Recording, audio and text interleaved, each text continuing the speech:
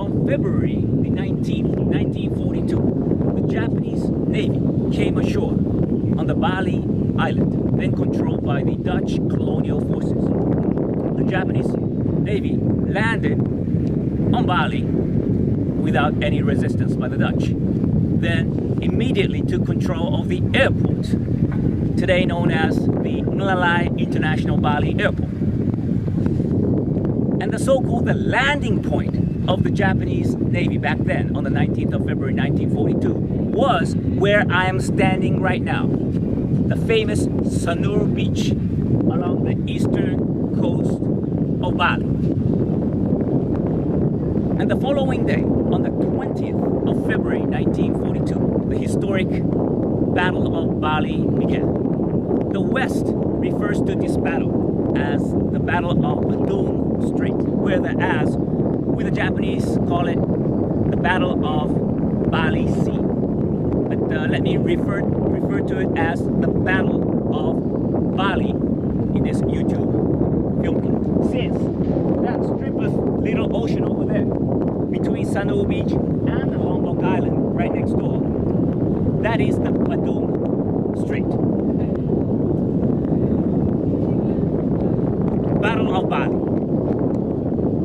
On the 20th of February 1942, 12 o'clock in the midnight, Dutch, American, and the British Allied forces launched a sudden military attack on the Japanese battleship Asashio, which was anchored in Sanur Beach, probably just right behind where I'm standing right now.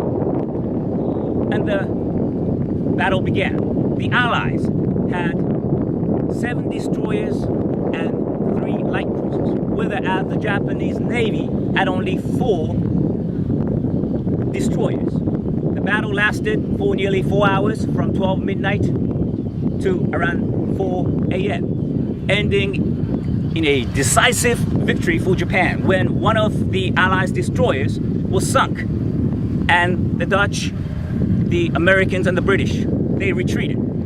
Just 2 weeks later, on the 10th of March 1942, the 40,000 Dutch troops surrendered to Japan. However, as you all know, Japan was defeated by the United States of America in 1945.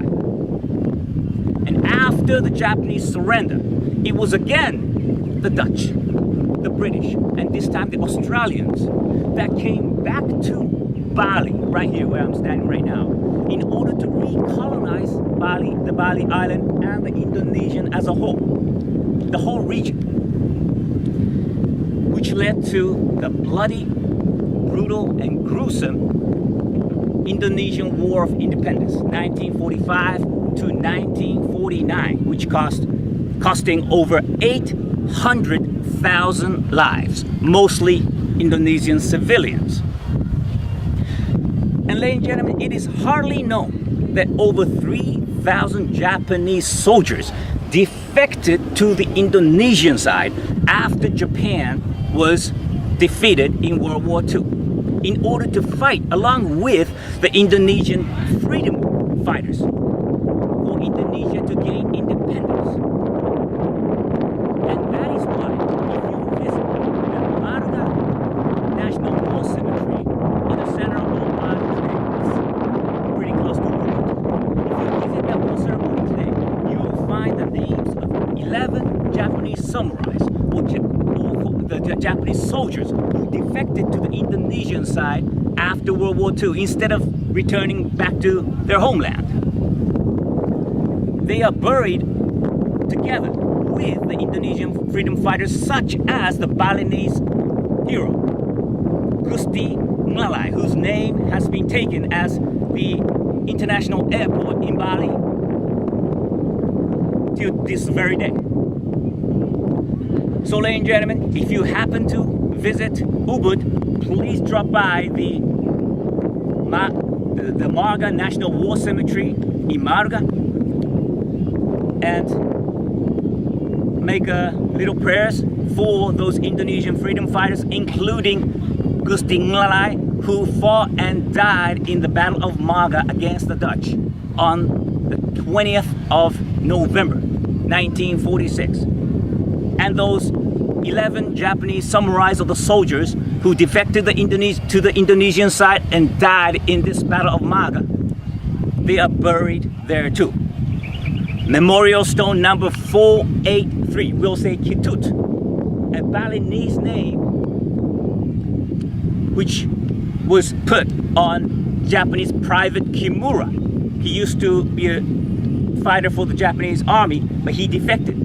That was Kitut, was Private Kimura's Balinese name. He also fought and died with Gusti Nglai on the Battle of Maga against the Dutch on the 20th of November 1946. By the way, Kitut is the same name as that famous Hollywood movie, my favorite, Love, Eat and Pray, starring Julia Roberts. She comes to Ubud, she comes to Bali, and her spiritual leader is Kitut. But please be notified, ladies and gentlemen, that there is another Kitut, Private Kimura. His Balinese name was Kitut too, and he sleeps quietly in the Maga National War Cemetery till this very day. So lastly, I'd like to say that it was not until the 15th of August 1950 that Republic of Indonesia was established, and Sukarno became the first president, ending over 350 years of Dutch colonial rule. Yesterday's enemies are today's friends. Japan enjoys top-notch relationship with Britain today, with Amsterdam today, and with the Australians, of course. And I believe, as a Japanese citizen, talking to you from the Sanoa beach, where the Japanese Navy landed over half a century ago, I believe that we have to learn the basic aspects of history from both sides, not the one-sided point of view, but from the both sides in a bilateral way, in order to learn from the past wars, in order to make this world a better place to live. Telemakasi and telemakasi. Thank you for watching. My name's Yujiro Taniyama, speaking to you from the beautiful Sanoa Beach, Bali.